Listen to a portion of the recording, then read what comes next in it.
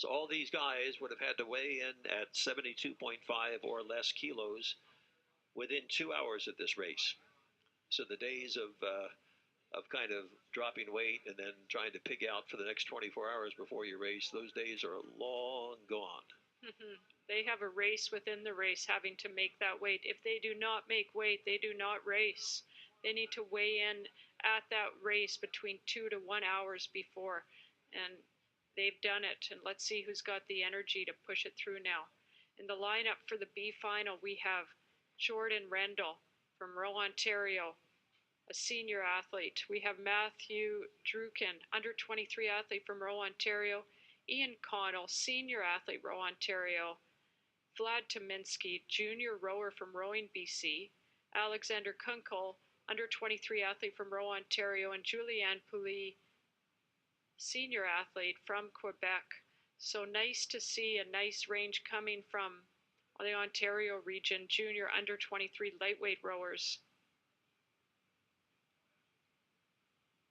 Looks like lane 1 is out in front right now. Senior, junior Jordan Rendell. Jordan Rendell over in lane 1, rowing 33 strokes a minute in that yellow boat. And let's remember the lightweight men internationally came onto the scene in the 70s, but were first at the Olympic Games in 1996, and there's a double. So for these scullers, if they want to stay sculling and make the national team, they have to be in the top 2. And granted, these men are in the B final, placing here today between 7th and 12th place, but we are looking at some young athletes, some junior under 23 athletes. They still have a time ahead of them, time to make up a few seconds. Julian in lane 6, that's the foreground, rowing 32 strokes a minute. And over in lane 3, that's Ian Connell, he's rowing 34.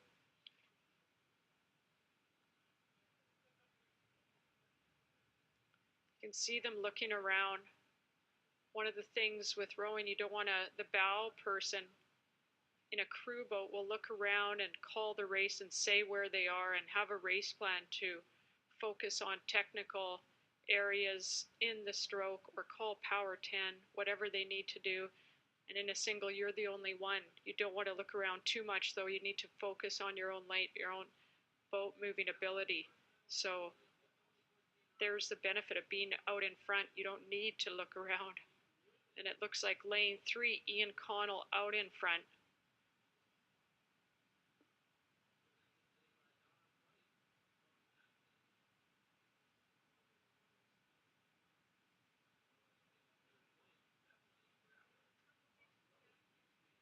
They're about halfway down here, going into oxygen debt. Their legs are screaming. The legs taking the weight, being the main drivers of the rowing stroke. You can be sure that one of the spectators for this race is national lightweight men's coach Al Morrow, where he's had a long history of success with the heavyweight women's team, with winning numerous medals at the Olympic and World Chip level. And now that he has become the lightweight men's coach, he's trying to develop that similar level of depth and competitiveness that he enjoyed in the women's program. He told us a few days ago that even though it seems like it's a relatively shallow field of top-end lightweight men's athletes currently in Canada, there's good talent here. So some of these guys in the B final, may move into the upper range in the next few years if they can continue to develop more speed. Absolutely, and I think that's the one thing that giving this awareness in this video, the first time of the World Championships, it brings awareness to the Canadian community that smaller athletes can compete at the Olympics, and having the lightweight category for men and women allows that slightly smaller athlete to still fight for a medal in the sport of rowing. And granted, they are only often 10 seconds behind a 7-minute race, 6-7-minute race compared to heavyweight rowers. They get to compete against someone exactly the same weight. Makes for tight racing internationally. Absolutely, and it's so important because most of the world's population is closer to this size than to heavyweight size. And as much as heavyweight men's and women's rowing has been very, very important in Canada and also very successful, there's a lot of people, a lot of athletes out there who are in this size. For men, basically 72 kilos or 155, 160 pounds, and in women's 130 pounds or less, or 59 kilos or less. It looks like Ian Connell, lane 3, coming in to the final 250. As we've seen, anything can happen in these last few strokes here. Very much so. And lane 1, that's Jordan Rendell, also very much in the picture here.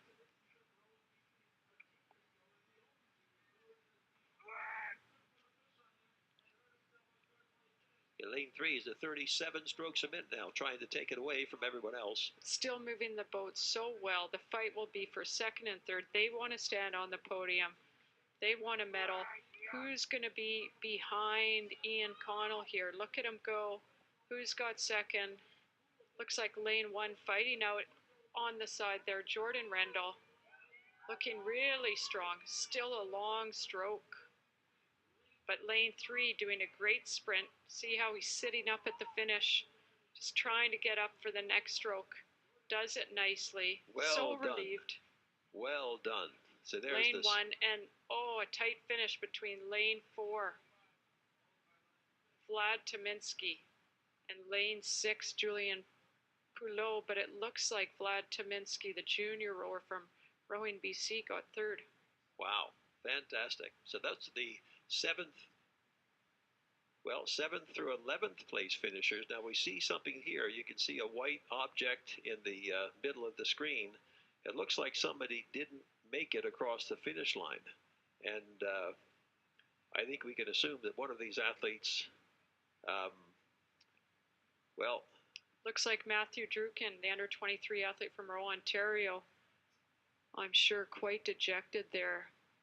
Obviously, I don't think he caught a buoy, so caught a crab, which we have not explained, is when the oar does not go in perpendicular to the water at the catch, and it's not squared